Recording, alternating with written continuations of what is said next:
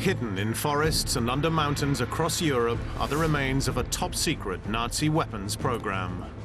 That's an incredible structure. A vast network of research labs, launch pads, and missile silos. And a terrifying weapon unlike anything the world had ever seen before. It could break the sound barrier. The world's first ballistic missile. This changes the face of warfare. This changes the history of the modern age. I want total devastation, complete devastation. This is the story of a Nazi genius who built cutting-edge bases to create a revolutionary space-age weapon, and the technology that ultimately put men on the moon. The V2 rocket program.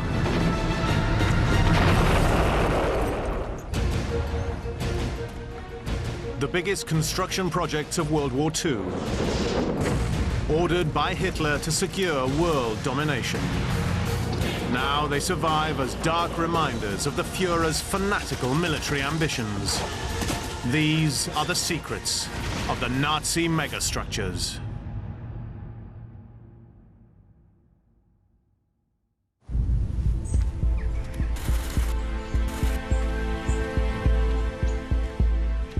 Saturday, the 3rd of October, 1942. A team of Nazi scientists arrive at one of Germany's most secret military installations to launch a completely new kind of weapon. Leading them is Wernher von Braun. At the age of just 30, he's the world's leading rocket scientist.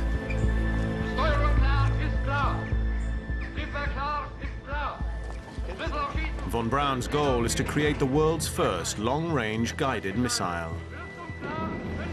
A weapon that the Nazis hope will decide the outcome of World War II. Hauptstufe! Hauptstufe gegeben! Decker gefallen!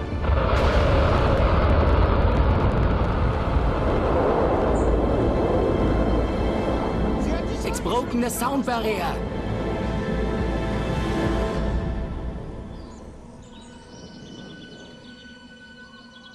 Years ago, this looked completely different.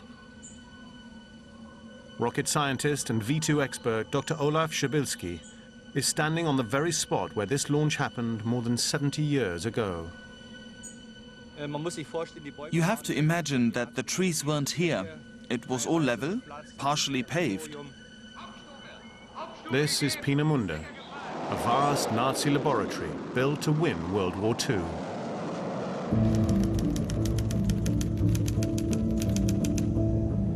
In 1942, the Nazis dominate Europe, but the war will soon turn against them. America, Britain, and Russia are fighting back, and Hitler has pinned his hopes on rockets to pound Britain into submission. In Hitler's mind, this is terror. It's about scaring the population. And he feels that he can frighten Britain with this weapon sufficiently to drive them out of the war. It was a weapon that had its beginnings over 10 years earlier.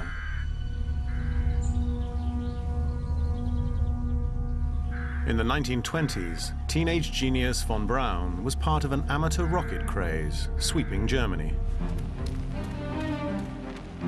This history has fascinated Martin Themar, head of rocketry at Dresden University, all his life. Rockets became very popular. You had societies forming here in Germany. Young people got together trying to build little rockets. Rockets were previously fueled by gunpowder.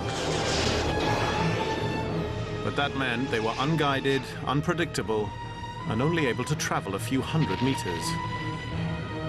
As a weapon, the greatest danger they posed was to the people launching them. In its early development, rockets were loud. They were certainly colorful and bright and potentially scary for things like cavalry, but they were in no way a significant battlefield weapon. In the early 1930s, von Braun started working with a new technology, liquid-fueled rockets. A powerful weapon with the potential to travel huge distances. His work catches the attention of the German army. They ask von Braun to demonstrate his latest prototype.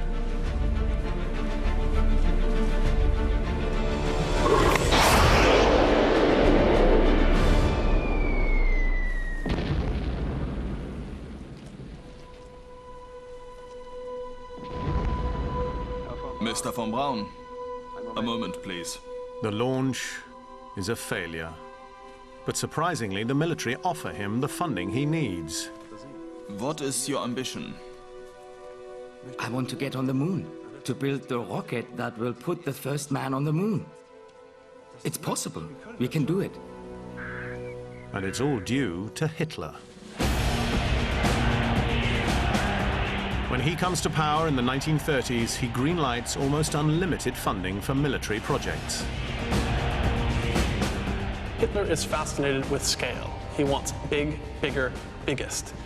He builds his stadium in Nuremberg for his rallies to be the biggest stadium on the earth. He wants to build the biggest motorway system on earth. He wants to build more tanks, more of aircraft than anyone else in the world has. He is absolutely fascinated with scale. Hitler starts rearming Germany. And in 1935, the Nazis order Werner von Braun to establish the world's first rocket base. A high-tech facility where he can build, test, and launch his most recent designs. It will be the largest weapons lab on Earth, with the highest levels of secrecy. Von Braun's first task is to identify a remote location where the new complex can be hidden from other countries. He selects Peenemünde on the Baltic coast, a wilderness of dunes, marshes, and forests 50 kilometers from the nearest major town. Christian Mulldorfer-Vogt is the leading expert on what remains of the rocket base. We're entering the research center area, and here was the first checkpoint. There were fences, there were dogs.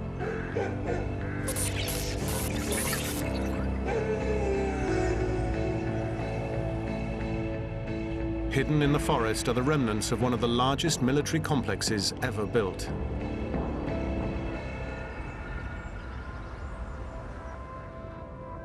Peenemünde is a location where the modern science was invented, part of the history of mankind. It's the perfect place to test rockets, for one reason. The flight had to be documented for the whole time. And so you need a straight coastline. The coastline, more than 250 kilometers long, could be rigged with cameras to monitor rockets in flight. With the site chosen, work can begin on the missile base itself. In August 1936, over 10,000 workers descend on Peenemünde. Over 25 square kilometers, they build labs for more than 2,000 scientists, missile factories, and launch pads. To keep it all top secret, they plan to design and build everything on site. But this will require a vast amount of electricity. So von Braun builds a power station, burning over 200 tons of coal every day. As rocket physicist Professor Martin Tamar explains. Well, it's really terrific. It was one of the largest power plants that were built in the late 1930s just to supply a research center. 30 megawatts of power. Most of that was used to make a rocket propellant, liquid oxygen.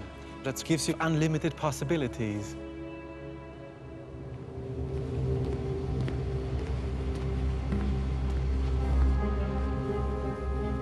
75% of the energy produced goes to a vast liquid oxygen plant that manufactures the vital rocket fuel.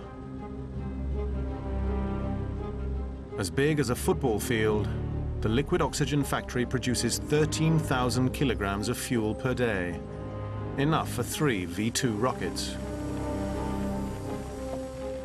This place was definitely groundbreaking. So you had facilities, you invented facilities that didn't exist before. The rocket isn't the only scientific marvel. So is the technology required to design it. The site's wind tunnel is the first in the world that can simulate the missile's incredible speed. Just imagining a supersonic wind tunnel, Mach 4.4 speeds, you couldn't think about such kind of facilities before. The V-weapons development at Peenemünde cost over $30 billion in today's money.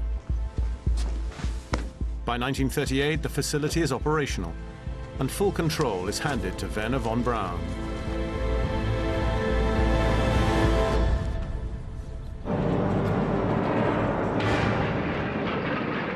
But away from the isolation of Peenemünde, events are about to give added urgency to von Braun's work. Hitler is planning to plunge Europe into war. There are some key people in the German government who see von Braun's rocket development as a potential key weapon in the war that will come. After investing billions, the army are impatient to get their hands on a working missile.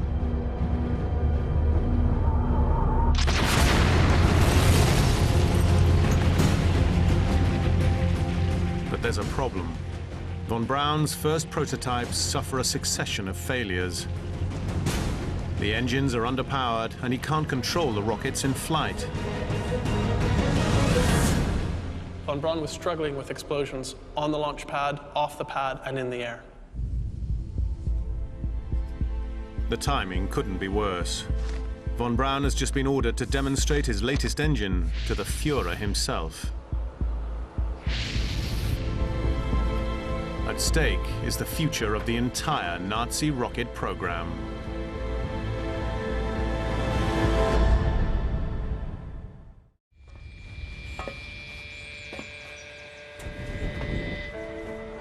In March 1939, a group of high-ranking Nazis gather at a top-secret location to watch a test firing of Werner von Braun's latest rocket engine. All eyes are on the Führer.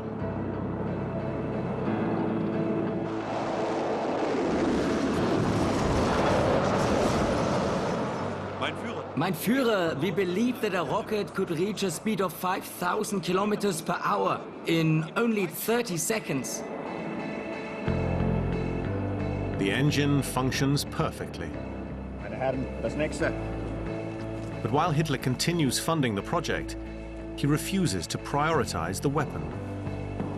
It may seem surprising that Hitler wasn't interested in something so obviously futuristic and cutting edge, but a strategic rocket force is well beyond what Hitler thinks he needs. In September 1939, Hitler's armies invade Poland. The Second World War has begun. Within a year, much of Western Europe has been occupied. Hitler's faith in conventional weapons is proved correct.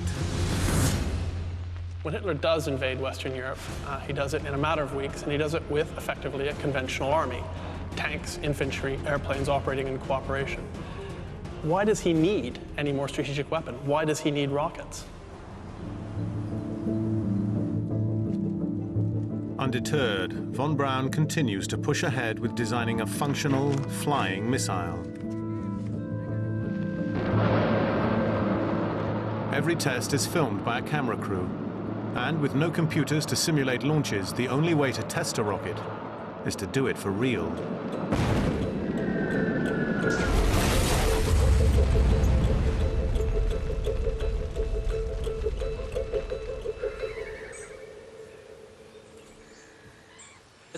We're here in the Holy of Holies at Peenemünde. This is where they wanted to prove whether their rockets could fly. The launch site is surrounded by huge banks of earth and reinforced concrete to protect the scientists. Ist durchgeschaltet. Lüftung klar, Zündung klar, Vorstufe klar. The rockets are supposed to take off and fly along the coast, but launches often go dangerously wrong.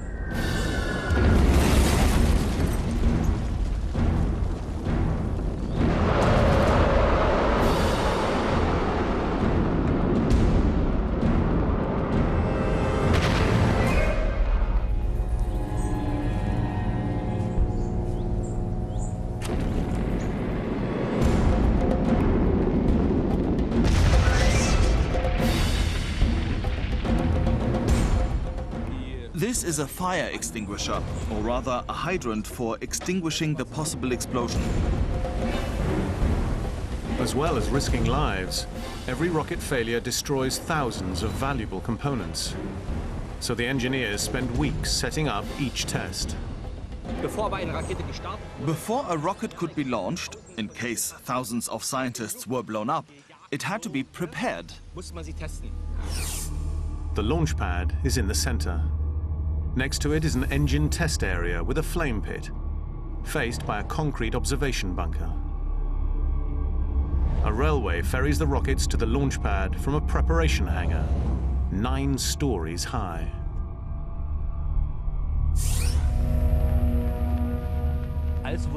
The rockets were hung in a test building. The electrics and electronics were checked. When they were okay, it was ferried on a rail-like runway into the testing area that we see over there.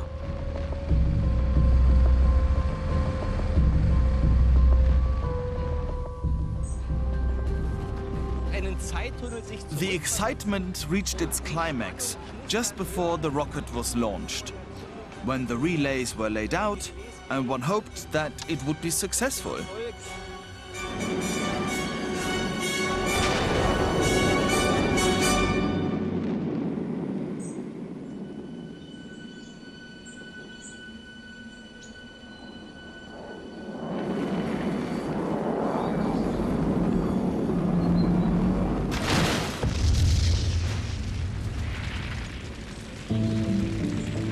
But success is proving elusive.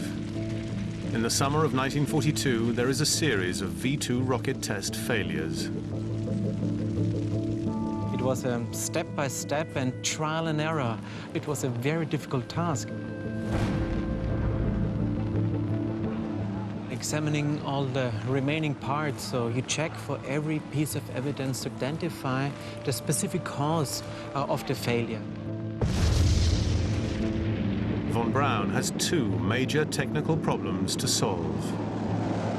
The first problem is creating an engine that can power a 13-ton rocket more than 4 times the speed of sound, carrying enough fuel to travel a distance of nearly 200 kilometers. Well, it seems like the rocket goes up very steep and everything seems to look okay, but it seems like probably there's a premature engine cutoff.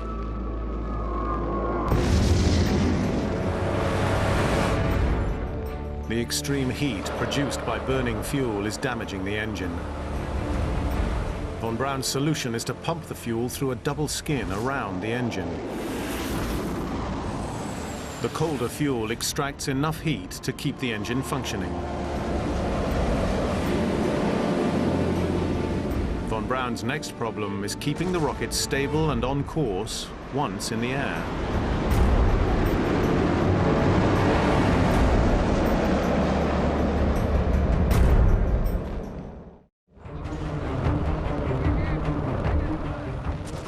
As you can see, first the rocket takes off, looks okay, but then immediately you see how it starts to roll and tumble. So it seems like there is a guidance and navigation problem. It goes off in the wrong direction. At the time, there is no way to steer a rocket from the ground.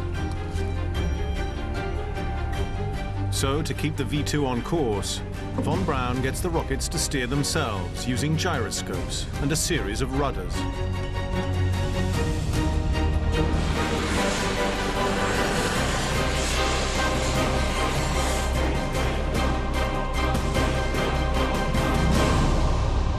After years of research, Von Braun finally believes he has a rocket that will work. Die Steuerung klar ist klar.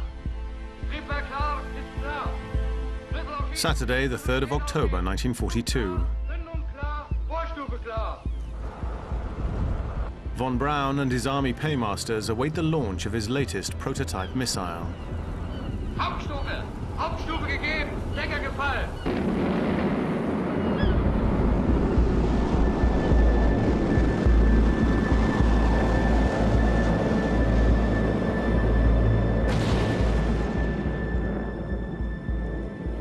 It's broken the sound barrier.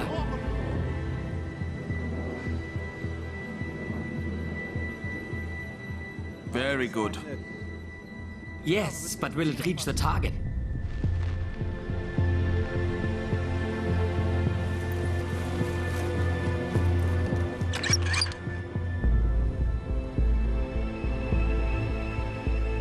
Do you realize what we've done? The spaceship is born! Yes, indeed. If you think our headaches are over, I'm telling you, they're just beginning!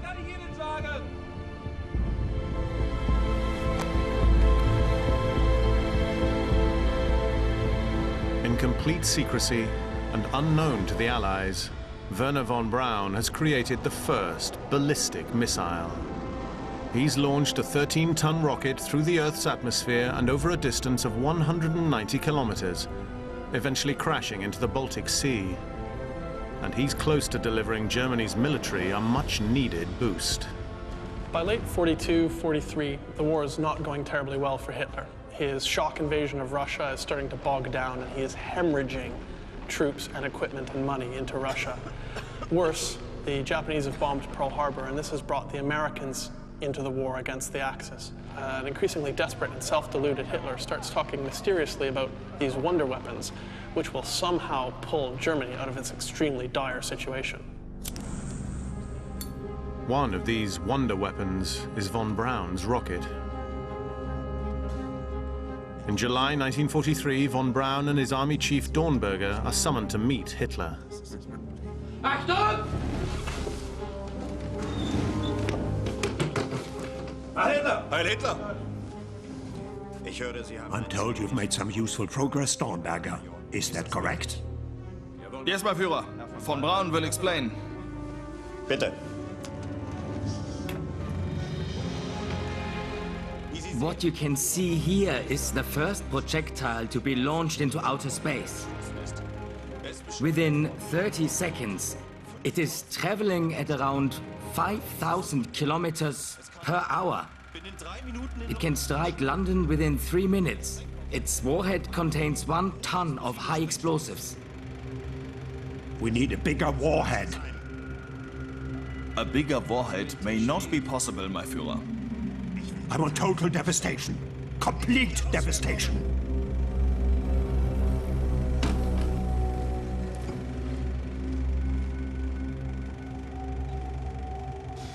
Von Braun becomes a victim of his own success. He wants Hitler's attention, and now he's got it. The Führer instantly demands thousands of these weapons. He demands V2s to be produced at a rate orders of magnitude greater than what von Braun is capable of producing. What the Führer doesn't realize is that he has seen the only successful launch of the rocket.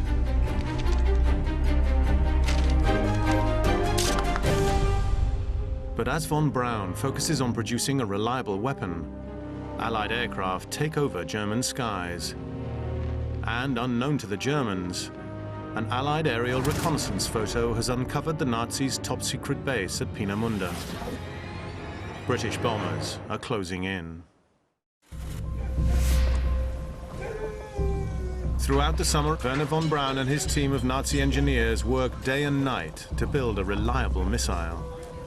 All he needs is a little more time, and he'll be able to deliver Hitler a devastating new weapon. Good evening, Herr Direktor. Good evening. Do you have a cigarette for me, please? Yes. Is that the artificial fog? Everyone take cover! Peenemünde is under attack from over 500 British aircraft. The top-secret base is no longer secret.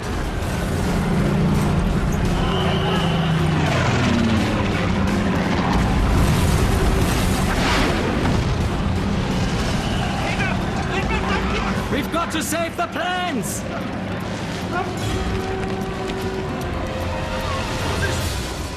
10 years of work by thousands of people is going up in smoke. The Allies hope that the raid will set back the rocket by months or even years. If project leader von Braun is killed and his work destroyed, the program will be stopped in its tracks.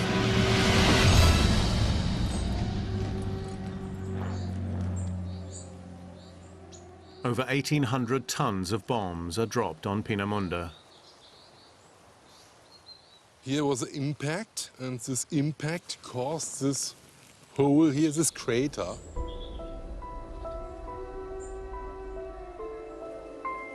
The enormous size of Peenemünde makes it an easy target for Allied bombers. Once the British intelligence establishment works out what Peenemünde is, it's a sitting duck. It's all above ground, and there's very little the Germans can do to protect it from the massive Allied air superiority. Von Braun survives, but Peenemünde is no longer safe. It's impossible to defend from aerial attack. His rocket research center will have to move out of reach of Allied bombs if it's going to achieve its aim of flattening London. Engineers immediately scout for new locations deep inside Germany. But where can they hide the giant rockets and all the equipment needed to manufacture them? The answer lies in an abandoned mine in central Germany called Mittelwerk. Jens Christian Wagner is a leading authority on the site. Right here in the middle of Germany, there was a huge underground tunnel system which had been constructed since 1936. It was a gypsum quarry. Nazi officials decided to change this into an underground rocket factory.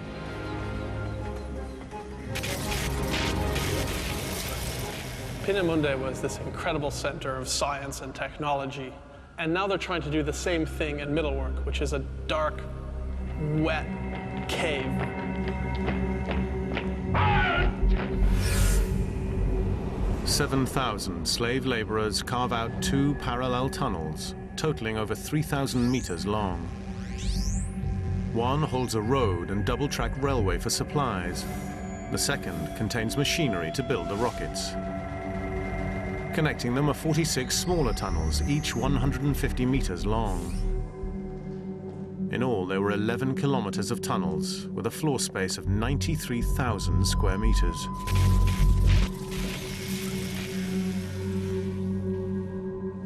This is part of the production assembly line of the V2.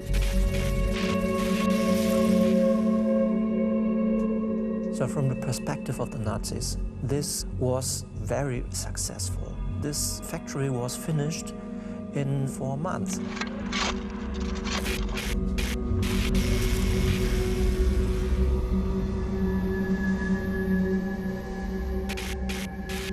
But just as the factory finally begins to produce rockets, von Braun suddenly finds himself with a new master. As the war is going increasingly poorly for the Germans, the SS make power grabs throughout the military establishment. One of the objects of these power grabs is von Braun's V2 program.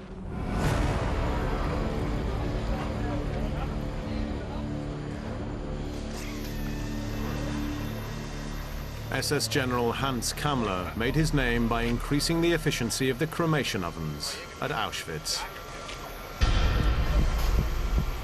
Hans Kammler was ruthless. He was an engineer of destruction. Now he takes control of the entire factory and its staff of slave laborers.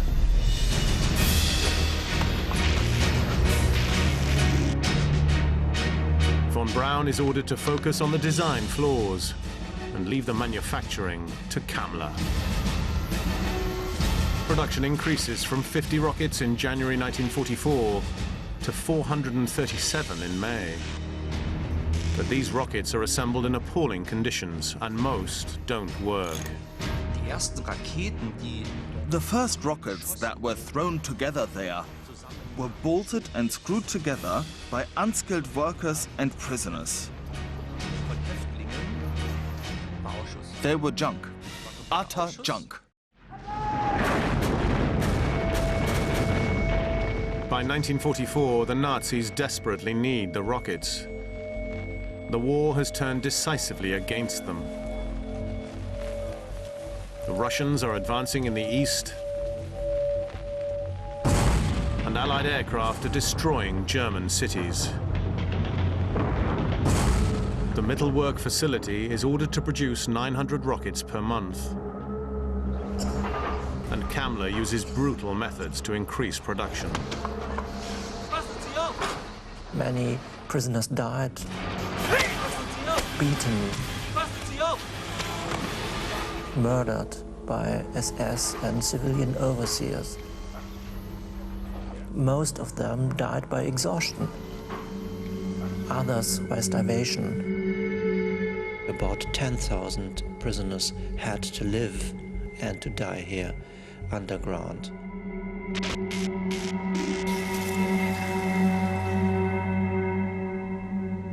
Kamler rushes V2 rockets off the production line at Mittelwerk.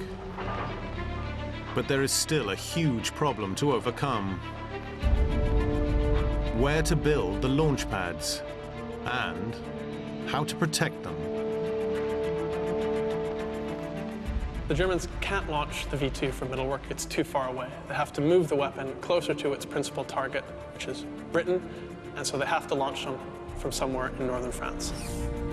Hitler ignores army requests for small, less detectable mobile sites and orders the construction of a massive rocket base called La Coupole.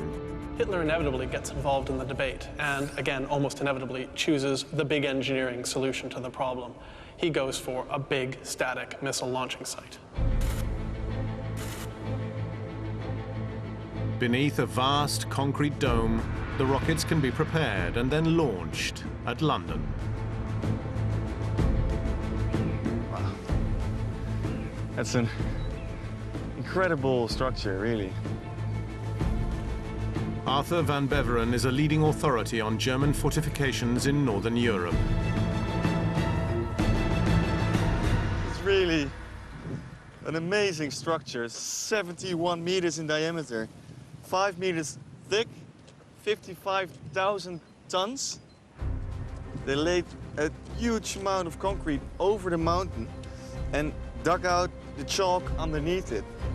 Building this dome in the way they did allowed them to continue the work inside the mountain while being under constant air attacks.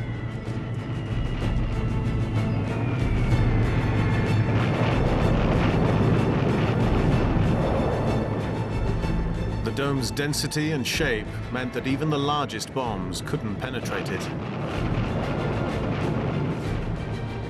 You can see a block of concrete over there, which is actually part of the wall where the V2 rocket came out.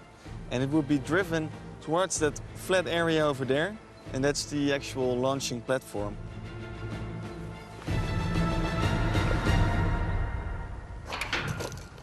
This would be the place where the trains would go right into the mountains. The V2 rockets will be on trains, horizontal, and drove right into this tunnel.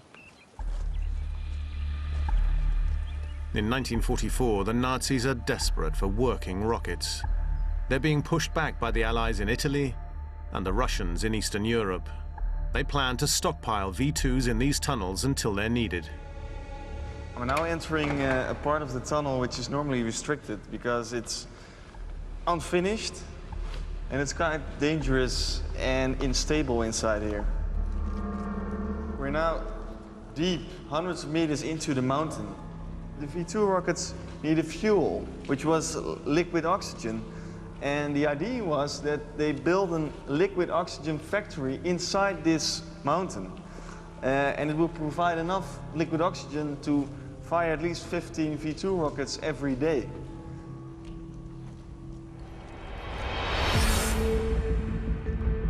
The tunnels of this huge engineering project house hospitals, barracks, and every facility that the crews need to live entirely underground. You can actually see how they dig through these chalk walls. I can almost do it by hand, here and here.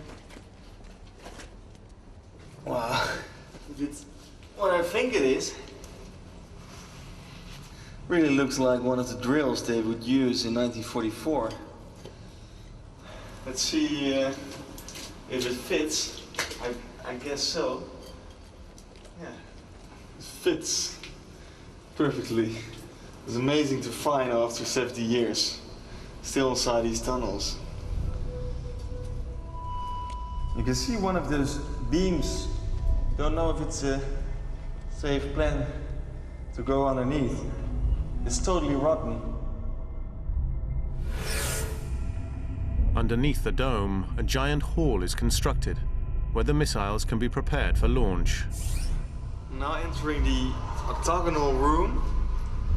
Well, room, it's the massive 6-story hall, which is underneath the dome. It's 24 meters high in total, inside a mountain. It's absolutely amazing. The V2 rockets will be brought in from the tunnels, put here, and will be set vertical. And you can see we've got one floor here, one there, and more floors. Every floor had its own crew, for example, fueling and a warhead. Once the V2 rocket was filled, it will be driven outside to the launching emplacement, and it will be fired against London. The Nazis plan that La Coupole will launch up to 15 rockets a day to smash London. As soon as the weapons arrive from Germany, the British capital will face an unstoppable bombardment.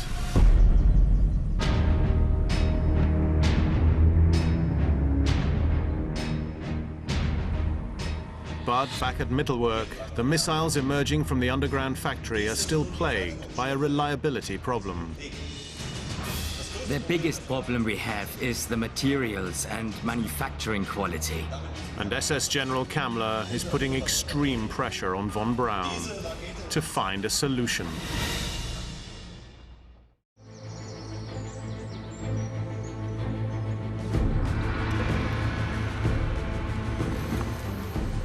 In the first half of 1944, the Nazi ballistic missile is approaching completion. And Werner von Braun's rockets are nearly ready to decimate Britain. They're given a name, V2. V for Vergeltungswaffen, or vengeance weapon. There is just one obstacle to overcome. After the rocket's launch, many suffer technical problems. They climb high into the stratosphere, but then something malfunctions. 3,000 individual components have to work together, and if a bearing or a relay doesn't work, or a valve isn't properly sealed, the rocket won't fly. Von Braun didn't understand why the rocket's body was failing. One factor makes his job even harder. In 1944, there's no technology capable of capturing close-up images of the rocket at high altitude. With the Allies hammering Germany, he makes a desperate last-ditch gamble. He decides to get up close to a malfunctioning rocket as its wreckage falls to the ground.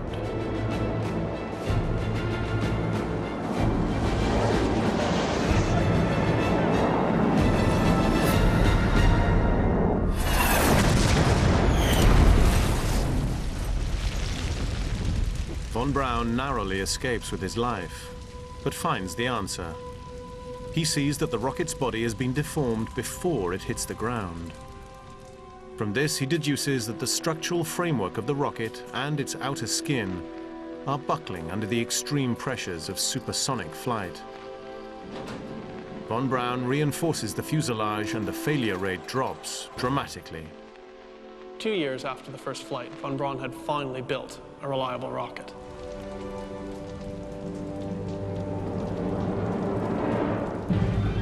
V2s begin to roll off the production line. London is only weeks away from bombardment. But in June 1944, the V2 program suffers two huge body blows. The Allies receive intelligence that La Coupole is a possible launch site. It is hit by a succession of massive British bombs. La Coupole has one major design flaw. Its roof is impenetrable, very, very thick concrete, but the chalk around it is extremely soft. The bombing raids crush all the supporting and logistical tunnels around La Coupole, effectively putting La Coupole out of action before it even fires its first rocket. Then the Allies storm the Normandy beaches on D-Day. Just as von Braun is ready to unleash the V2 campaign against Britain, the Allies attack and land in northern France. The sites that von Braun needs to launch his weapon against Britain are threatened by the oncoming Allied army. Hitler has made a critical mistake. The big static site he demanded was easy for the Allies to attack. In desperation, the Nazis rush to mount the rockets on mobile launchers. as the army had originally requested. A mobile missile launcher can be moved anywhere you want it to. It can be hidden in forests or in built-up areas. It offers the advantage of being harder to find. Steuerung klar ist klar. Triebwerk klar ist klar. After 11 years of development, SS General Hans Kammler commands the first missile attack on London on September the 8th, 1944. Hitler's terror weapon is finally unleashed.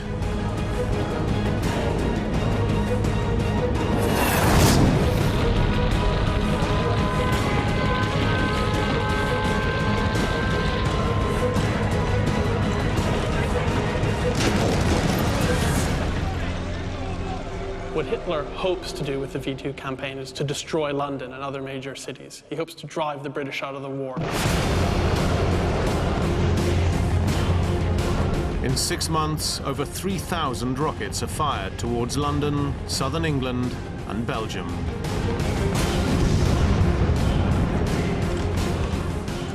If you're a civilian on the ground, you've got this rocket moving supersonically, which you can't hear, and which has been launched only a few minutes before. There's no possible way they can get you warning. There's no way for you to hide.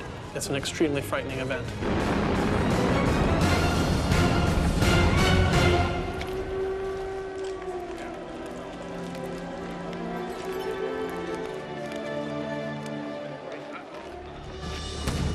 But the V2 has arrived too late to turn the war. By 1945, the Allies are swarming into Germany, pushing the mobile launch sites out of range of Allied cities. The last V2 to hit London explodes on March the 27th, 1945. In total, more than 5,000 people have been killed by the weapon.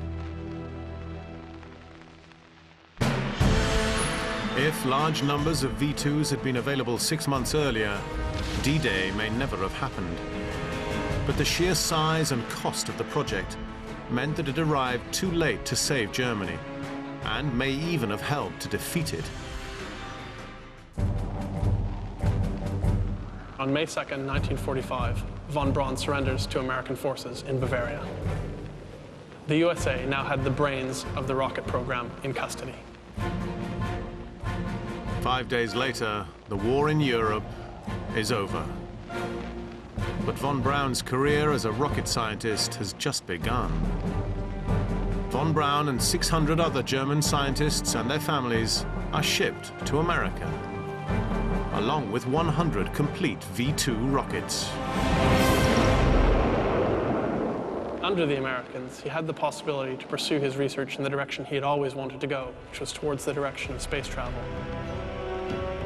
Von Braun was feted by President Kennedy, and he finally achieved his life's ambition when his Saturn V rocket put Neil Armstrong on the moon.